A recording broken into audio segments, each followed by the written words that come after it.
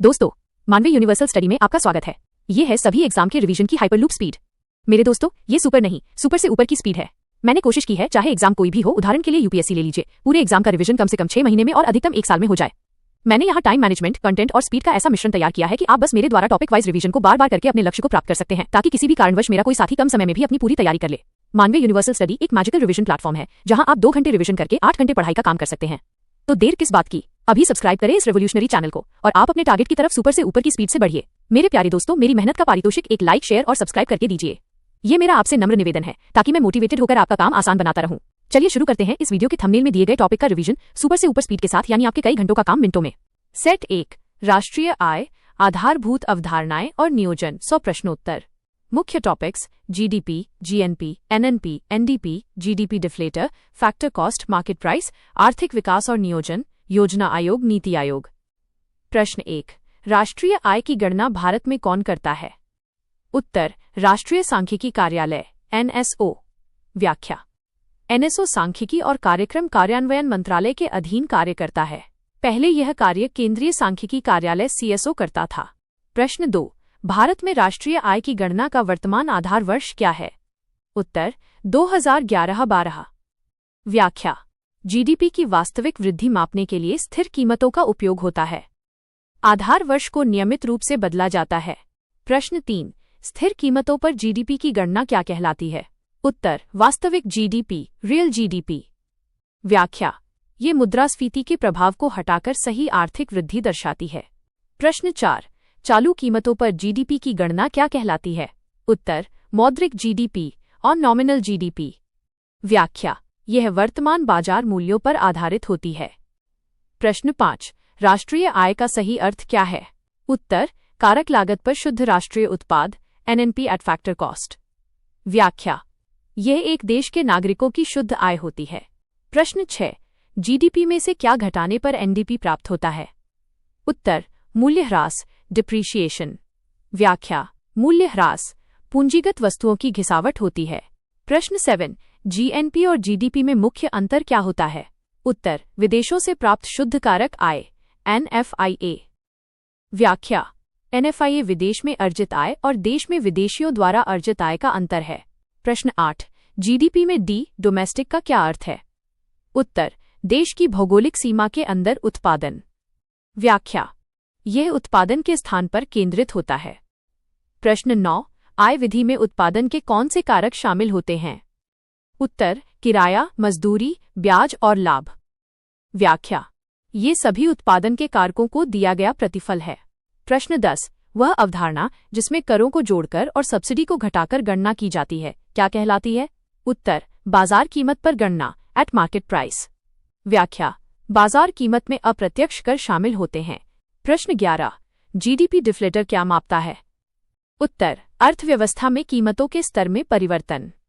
व्याख्या: इसका सूत्र नॉमिनल जीडीपी को रियल जीडीपी से भाग देने पर प्राप्त होता है। प्रश्न 12, राष्ट्रीय आय की गणना में किसे शामिल नहीं किया जाता है? उत्तर: हस्तांतरण भुगतान, ट्रांसफर पेमेंट्स। व्याख्या: जैसे पेंशन, छात्रवृत्ति या पुरानी वस्तुओं की बिक्री। प्रश्न 13, सकल मूल्य वर्धन जीवीए में क्या जोड़ने पर जीडीपी मिलता है? उत्तर: शुद्ध अप्रत्यक्ष कर, नेट इनडायरेक्ट टैक्सेस। व्याख्या: शुद्ध अप्रत्यक्ष कर बराबर होता है अप्रत्यक्ष कर घटाना सब्सिडी के।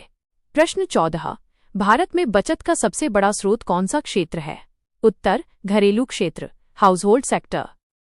व्याख्या: यह भारतीय अर्थव्यवस्था की वित्तीय स्थिरता का मुख्य आधार है। प्रश्न 15, भारत में प्रति व्यक्ति आय की गणना कैसे होती है? उत्तर: राष्ट्रीय आय को कुल जनसंख्या से विभाजित करके। व्याख्या: यह नागरिकों के औसत आर्थिक कल्याण को दर्शाता है। प्रश्न 16, जीडीपी की गणना में दोहरी गणना, डबल काउंटिंग से बचने के लिए क्या करते हैं? उत्तर: केवल अंतिम वस्तुओं और सेवाओं का मूल्य लेते हैं। व्याख्या: मध्यवर्ती वस्तुओं के मूल्य को शामिल नहीं किया जाता है। प्रश्न 17, आर्थिक विकास, इकोनॉमिक डेवलपमेंट का सबसे अच्छा सूचक क्या है? उत्तर: प्रति व्यक्ति आय में वृद्धि के साथ संरचनात्मक परिवर्तन। व्याख्या: यह गुणात्मक और मात्रात्मक दोनों पहलुओं को शामिल करता है। प्रश्न 18, आर्थिक समृद्धि, इकोनॉमिक ग्रोथ का अर्थ क्या है? उत्तर: वास्तविक जीडीपी में वृद्धि। व्याख्या: ये केवल मात्रात्मक परिवर्तन पर केंद्रित है। प्रश्न 19। आर्थिक नियोजन की अवधारणा भारत ने किस देश से ली थी? उत्तर रूस, सोवियत संघ। व्याख्या, भारत ने पंचवर्षीय योजनाओं की प्रणाली अपनाई थी। प्रश्न 20। योजना आयोग का गठन किस वर्ष किया गया था? उत्तर 1950। व्याख्या, इसका गठन एक कार्यकारी आदेश द्वारा किया गया था। प्रश्न 21। नीति आयोग का गठन कब हुआ? उत्तर 1 जनवरी 2015। व्याख्या, इसने योजना आयोग का स्थान लिया। प्रश्न 22। नीति आयोग का अध्यक्ष कौन होता है? उत्तर प्रधानमंत्री। व्याख्या, यह एक गैर संवैधानिक निकाय है। प्रश्न 23। नीति आयोग किस सिद्धांत पर कार्य करता है? उत्तर सहकारी संघवाद, कोऑपरेटिव फेडरलिज्म। व्याख्या, यह केंद्र और राज्यों के बीच बेहतर समन्वय स्थापित करता है। प्रश्न 24। पंचवर्षीय योजनाओं का अंतिम अनुमोदन कौन करता था? उत्तर राष्ट्रीय विकास परिषद, एनडीसी। व्याख्या, एनडीसी का गठन 1952 में हुआ था। प्रश्न 25। पहली पंचवर्षीय योजना 1951-56 किस मॉडल पर आधारित थी? उत्तर हैरोल्ड-डोमर मॉडल, हैरोल्ड-डोमर मॉडल। व्याख्या, इसका मुख्य फोकस कृषि पर था। प्रश्न 26। दूसरी पंचवर्षीय योजना 1956-61 किस मॉडल पर आधारित थी? उत्तर पीसी महालनोबिस मॉडल। व्याख्या, इसका मुख्य फोकस भारी औद्योगीकरण पर था। प्रश्न 27। किस पंचवर्षीय योजना के बाद योजना अवकाश, प्लान हॉलिडे घोषित किया गया था? उत्तर तीसरी पंचवर्षीय योजना 1966-69। व्याख्या, भारत पाक युद्ध और सूखे के कारण। प्रश्न 28। गरीबी हटाओ का नारा किस पंचवर्षीय योजना में दिया गया था? उत्तर पांचवी पंचवर्षीय योजना 1974-79। व्याख्या, इस योजना का मुख्य उद्देश्य गरीबी उन्मूलन और आत्मनिर्भरता था। प्रश्न 29। रोलिंग प्लान की अवधारणा भारत में कब शुरू हुई? उत्तर पांचवी पंचवर्षीय योजना के बाद 1978। व्याख्या, यह जनता पार्टी सरकार द्वारा शुरू की गई थी। प्रश्न 30। किस पंचवर्षीय योजना को गाडगिल योजना भी कहा जाता है? उत्तर तीसरी पंचवर्षीय योजना 1961-66। व्याख्या, यह योजना अपने लक्ष्यों को प्राप्त करने में विफल रही थी। प्रश्न 31। भारत में आर्थिक सुधार एलपीजी रिफॉर्म्स किस वर्ष शुरू किए गए थे? उत्तर 1991। व्याख्या, उदारीकरण, निजीकरण, वैश्वीकरण, एलपीजी। प्रश्न 32:1991 के सुधारों के समय भारत के प्रधानमंत्री कौन थे? उत्तर पीवी नरसिम्हा राव। व्याख्या, मनमोहन सिंह उस समय वित्त मंत्री थे। प्रश्न 33। उदारीकरण, लिबरलाइजेशन का मुख्य अर्थ क्या है? उत्तर अर्थव्यवस्था पर सरकारी नियंत्रण को कम करना। व्याख्या, इसका उद्देश्य निजी क्षेत्र को बढ़ावा देना था। प्रश्न 34। निजीकरण, प्राइवेटाइजेशन का मुख्य अर्थ क्या है? उत्तर सार्वजनिक क्षेत्र के उपक्रमों में सरकारी हिस्सेदारी बेचना। व्याख्या, इसे विनिवेश भी कहते हैं। प्रश्न 35। वैश्वीकरण, ग्लोबलाइजेशन का मुख्य अर्थ क्या है? उत्तर घरेलू अर्थव्यवस्था को विश्व अर्थव्यवस्था के साथ एकीकृत करना। व्याख्या, इसमें विदेशी व्यापार और निवेश को बढ़ावा दिया जाता है। प्रश्न 36। भारत में किस क्षेत्र का जीडीपी में सबसे बड़ा योगदान है? उत्तर सेवा क्षेत्र, टर्शियरी सेक्टर। व्याख्या, ये भारतीय अर्थव्यवस्था का सबसे तेजी से बढ़ता हुआ क्षेत्र है। प्रश्न 37। भारत में किस क्षेत्र का रोजगार में सबसे बड़ा योगदान है? उत्तर प्राथमिक क्षेत्र, प्राइमरी सेक्टर एग्रीकल्चर। व्याख्या, ये अभी भी देश की एक बड़ी आबादी को रोजगार देता है।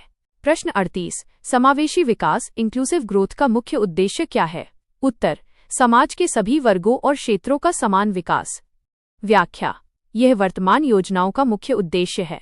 प्रश्न 39। मानव विकास सूचकांक HDI कौन जारी करता है? उत्तर संयुक्त राष्ट्र विकास कार्यक्रम UNDP। व्याख्या, इसके 3 आयाम हैं, शिक्षा, स्वास्थ्य और प्रति व्यक्ति आय। प्रश्न 40। सतत विकास लक्ष्य SDGs किस वर्ष तक प्राप्त करने का लक्ष्य है? उत्तर 2030। व्याख्या, इसमें कुल 17 लक्ष्य शामिल हैं। प्रश्न 41। जीडीपी की गणना में किस विधि से दोहरी गणना का खतरा होता है? उत्तर उत्पादन विधि, प्रोडक्ट मेथड। व्याख्या, इस समस्या से बचने के लिए केवल अंतिम वस्तुओं का मूल्य लिया जाता है। प्रश्न 42। बाजार कीमत पर एनडीपी से कारक लागत पर एनएनपी कैसे प्राप्त करते हैं? उत्तर शुद्ध अप्रत्यक्ष कर घटाते हैं और NFIA जोड़ते हैं। व्याख्या, बाजार कीमत में अप्रत्यक्ष कर शामिल होते हैं और कारक लागत में नहीं। प्रश्न 43, वो कौन सी अवधारणा है जिसे देश की राष्ट्रीय आय कहा जाता है? उत्तर, कारक लागत पर एनएनपी। व्याख्या, यह नागरिकों की शुद्ध आय है। प्रश्न 44, भारत में राष्ट्रीय आय समिति का गठन किस वर्ष किया गया था? उत्तर, 1949। व्याख्या, इसके अध्यक्ष पीसी महालनोबिस थे। प्रश्न 45, लॉरेंज वक्र लॉरेंज कर्व क्या दर्शाता है? उत्तर, आय वितरण में असमानता। व्याख्या, ये गिनी गुणांक जीनी कोएफिशिएंट से संबंधित है। प्रश्न 46, योजना आयोग को किस मंत्रालय के एक प्रस्ताव से स्थापित किया गया था? उत्तर, वित्त मंत्रालय। व्याख्या, इसका स्वरूप एक थिंक टैंक से अधिक था। प्रश्न 47, नीति आयोग की शासी परिषद गवर्निंग काउंसिल में कौन शामिल होते हैं? उत्तर, सभी राज्यों के मुख्यमंत्री और केंद्र शासित प्रदेशों के उपराज्यपाल। व्याख्या, ये सहकारी संघवाद को दर्शाता है। प्रश्न 48, गरीबी का दुष्चक्र विशियस सर्कल ऑफ पॉवर्टी की अवधारणा किसने दी थी? उत्तर, राग्नर नर्क्स। व्याख्या, इसके अनुसार गरीबी ही गरीबी को जन्म देती है। प्रश्न 49, अर्थव्यवस्था का कौन सा क्षेत्र प्राथमिक क्षेत्र पर निर्भर करता है? उत्तर, द्वितीय क्षेत्र सेकेंडरी सेक्टर इंडस्ट्री। व्याख्या, उद्योग कच्चे माल के लिए कृषि पर निर्भर हैं। प्रश्न 50, अर्थव्यवस्था का कौन सा क्षेत्र सबसे तेजी से बढ़ता है? उत्तर, तृतीय क्षेत्र टर्शियरी सेक्टर सर्विसेज। व्याख्या, इसमें व्यापार, संचार और वित्त जैसी सेवाएं शामिल हैं। प्रश्न 51, भारत में कौन सा क्षेत्र सबसे अधिक पूंजी गहन कैपिटल इंटेंसिव है? उत्तर, औद्योगिक क्षेत्र द्वितीयक। व्याख्या, इसमें मशीनरी और भारी निवेश की आवश्यकता होती है। प्रश्न 52, अर्थव्यवस्था के निजी और सरकारी दोनों क्षेत्रों का सह अस्तित्व क्या कहलाता है? उत्तर, मिश्रित अर्थव्यवस्था मिक्स्ड इकोनॉमी। व्याख्या, भारत की अर्थव्यवस्था इसी का उदाहरण है। प्रश्न 53, किसी अर्थव्यवस्था में उच्च मुद्रास्फीति के साथ उच्च बेरोजगारी की स्थिति क्या कहलाती है? उत्तर, स्टैगफ्लेशन। व्याख्या, यह एक चुनौतीपूर्ण आर्थिक स्थिति होती है। प्रश्न 54, राजकोषीय उत्तरदायित्व और बजट प्रबंधन FRBM अधिनियम किस वर्ष पारित किया गया था? उत्तर, 2003। व्याख्या, इसका उद्देश्य राजकोषीय घाटे को कम करना था। प्रश्न 55, विनिवेश से प्राप्त आय को किस खाते में रखा जाता है? उत्तर, पूंजी खाता कैपिटल अकाउंट। व्याख्या, ये सरकार की परिसंपत्तियों में परिवर्तन करता है। प्रश्न 56, भारतीय रिजर्व बैंक का राष्ट्रीयकरण कब किया गया था? उत्तर, 1 जनवरी 1949। व्याख्या, इसकी स्थापना 1935 में हुई थी। प्रश्न 57, अंतर्राष्ट्रीय मुद्रा कोष IMF का मुख्यालय कहाँ है? उत्तर, वॉशिंगटन DC। व्याख्या, ये भुगतान संतुलन संकट में देशों की मदद करता है। प्रश्न 58, विश्व व्यापार संगठन WTO की स्थापना कब हुई? उत्तर, 1995। व्याख्या, इसने गैट का स्थान लिया था। प्रश्न 59, मुद्रास्फीति के दौरान किसे सबसे अधिक लाभ होता है? उत्तर, देनदार डेप्टर। व्याख्या, क्योंकि वो कम मूल्य का पैसा वापस करता है। प्रश्न 60, मुद्रास्फीति के दौरान किसे सबसे अधिक हानि होती है? उत्तर, निश्चित आय वर्ग फिक्स्ड इनकम ग्रुप। व्याख्या, उनकी क्रय शक्ति कम हो जाती है। प्रश्न 61, GDP को कारक लागत फैक्टर कॉस्ट पर व्यक्त करने का क्या अर्थ है? उत्तर, उत्पादन के कारकों को दिया गया कुल भुगतान। व्याख्या, इसमें कर शामिल नहीं होते हैं। प्रश्न 62, भारत में किस क्षेत्र की हिस्सेदारी रोजगार में सबसे अधिक है? उत्तर, कृषि क्षेत्र। व्याख्या, ये अभी भी सबसे बड़ा नियोक्ता है। प्रश्न 63, योजना आयोग को समाप्त करने के बाद क्या किया गया? उत्तर, नीति आयोग का गठन। व्याख्या, नीति आयोग केंद्र और राज्यों के बीच इंटरफेस का काम करता है। प्रश्न 64, 8वीं पंचवर्षीय योजना का मुख्य फोकस क्या था? उत्तर, मानव संसाधन विकास ह्यूमन रिसोर्स डेवलपमेंट। व्याख्या, इसका काल 1992-97 था। प्रश्न 65, भारतीय अर्थव्यवस्था के उदारीकरण का जनक किसे माना जाता है? उत्तर, डॉक्टर मनमोहन सिंह। व्याख्या, वे 1991 में वित्त मंत्री थे। प्रश्न 66, किस पंचवर्षीय योजना में क्षेत्रीय असंतुलन को दूर करने पर बल दिया गया था? उत्तर, चौथी पंचवर्षीय योजना 1969-74। व्याख्या, इसका उद्देश्य स्थिरता के साथ विकास था। प्रश्न 67, भारत में किस दशक को योजना रहित दशक कहा जाता है? उत्तर, 1990 का दशक। व्याख्या, इस दौरान 2 वार्षिक योजनाएं थीं। प्रश्न 68, भारतीय सांख्यिकी संस्थान इसी की स्थापना किसने की थी? उत्तर, पीसी महालनोबिस। व्याख्या, इन्होंने दूसरी पंचवर्षीय योजना का मॉडल तैयार किया। प्रश्न 69, अर्थव्यवस्था में वस्तु और सेवाओं का कुल बाजार मूल्य क्या कहलाता है? उत्तर, जीडीपी। व्याख्या, यह सबसे व्यापक आर्थिक संकेतक है। प्रश्न 70, भारत में किस प्रकार की बेरोजगारी सर्वाधिक पाई जाती है? उत्तर, संरचनात्मक बेरोजगारी, स्ट्रक्चरल अनएम्प्लॉयमेंट। व्याख्या, यह कौशल की कमी और तकनीकी बदलाव के कारण होती है। प्रश्न 71, एनडीए द्वारा चलाई गई पहली पंचवर्षीय योजना कौन सी थी? उत्तर, 9वीं पंचवर्षीय योजना 1997-2002। व्याख्या, यह अटल बिहारी वाजपेयी के प्रधानमंत्रित्व काल में थी। प्रश्न 72, जीडीपी की गणना की व्यय विधि में क्या शामिल होता है? उत्तर, उपभोग, निवेश, सरकारी खर्च और शुद्ध निर्यात। व्याख्या, यह अंतिम उपयोग के लिए किए गए खर्चों का योग है। प्रश्न 73, क्या घरेलू कार्य, हाउसहोल्ड वर्क जीडीपी में शामिल होता है? उत्तर, नहीं। व्याख्या, ये गैर बाजार लेनदेन होता है। प्रश्न 74, विनिमय दर बढ़ने पर एनएफआईए पर क्या प्रभाव पड़ता है? उत्तर, एनएफआईए प्रभावित होता है। व्याख्या, विनिमय दर परिवर्तन से विदेश से प्राप्त आय बदलती है। प्रश्न 75, जीएनपी की गणना किस दृष्टिकोण से अधिक महत्वपूर्ण है? उत्तर, नागरिकों के कल्याण के दृष्टिकोण से। व्याख्या, यह नागरिकों की कुल आय पर केंद्रित है। प्रश्न 76, आर्थिक विकास मापने का सबसे पुराना तरीका क्या है? उत्तर, प्रति व्यक्ति आय। व्याख्या, यह विधि केवल आय पर केंद्रित थी।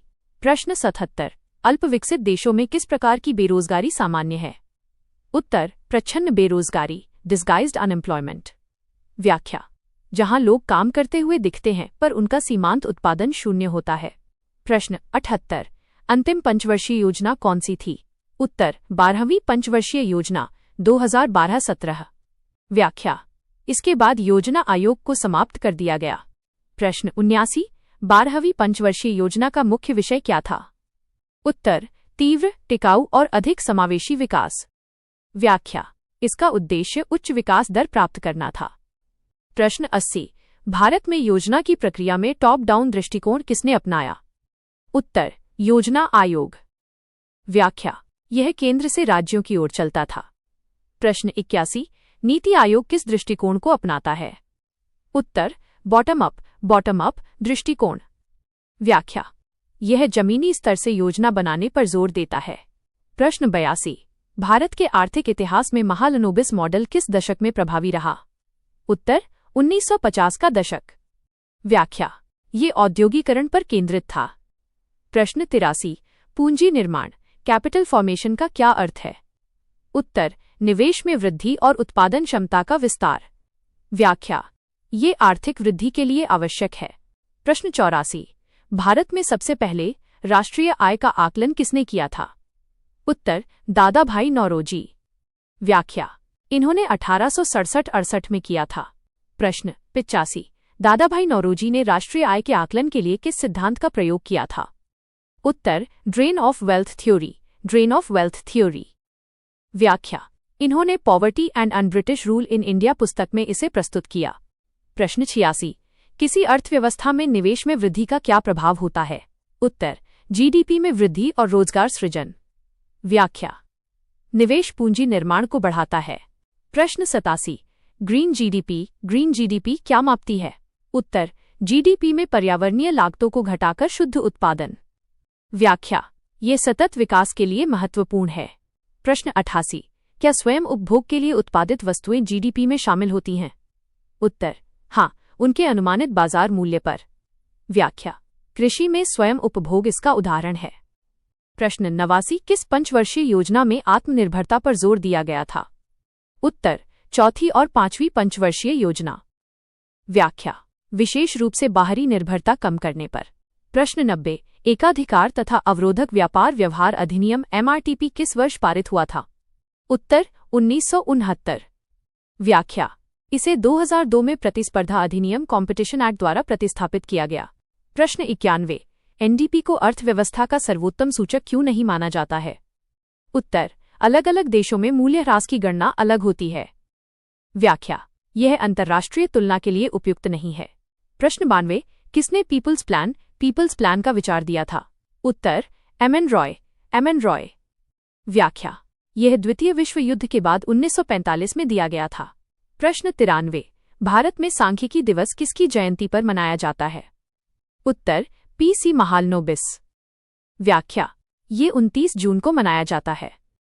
प्रश्न 94, पूंजीवादी अर्थव्यवस्था की मुख्य विशेषता क्या है? उत्तर, निजी संपत्ति और लाभ का उद्देश्य। व्याख्या, यहां सरकार का हस्तक्षेप कम होता है। प्रश्न 95, समाजवादी अर्थव्यवस्था की मुख्य विशेषता क्या है? उत्तर, उत्पादन के साधनों पर सरकार का नियंत्रण। व्याख्या, इसका उद्देश्य सामाजिक कल्याण होता है। प्रश्न 96, राष्ट्रीय आय की गणना की व्यय विधि का सूत्र क्या है? उत्तर, C जोड़ I जोड़ G जोड़ ऑफ X घटाना M। व्याख्या, C उपभोग, I निवेश, G सरकारी खर्च, X निर्यात, M आयात। प्रश्न 97, जब NFIA नकारात्मक होता है तो क्या होता है? उत्तर, GDP GNP से अधिक हो जाता है। व्याख्या, इसका मतलब है कि देश से बाहर जाने वाली आय अधिक है। प्रश्न 98, भारत में सबसे पहले राष्ट्रीय आय का आधिकारिक आकलन किस संस्था ने किया था? उत्तर, राष्ट्रीय आय समिति, 1949। व्याख्या, यह समिति पीसी महालनोबिस की अध्यक्षता में बनी थी। प्रश्न 99, मेक इन इंडिया पहल किस वर्ष शुरू की गई थी? उत्तर, 2014। व्याख्या, इसका उद्देश्य भारत को विनिर्माण हब बनाना है। प्रश्न 100, 12वीं पंचवर्षीय योजना की समाप्ति के बाद भारत ने कौन सी योजना रणनीति अपनाई? उत्तर, 15 वर्षीय विजन, 7 वर्षीय रणनीति और 3 वर्षीय कार्य एजेंडा।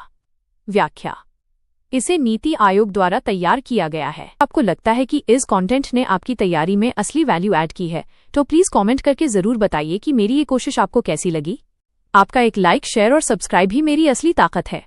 तुरंत मानवे यूनिवर्सल चैनल को सब्सक्राइब करके इस फैमिली का हिस्सा बनिए।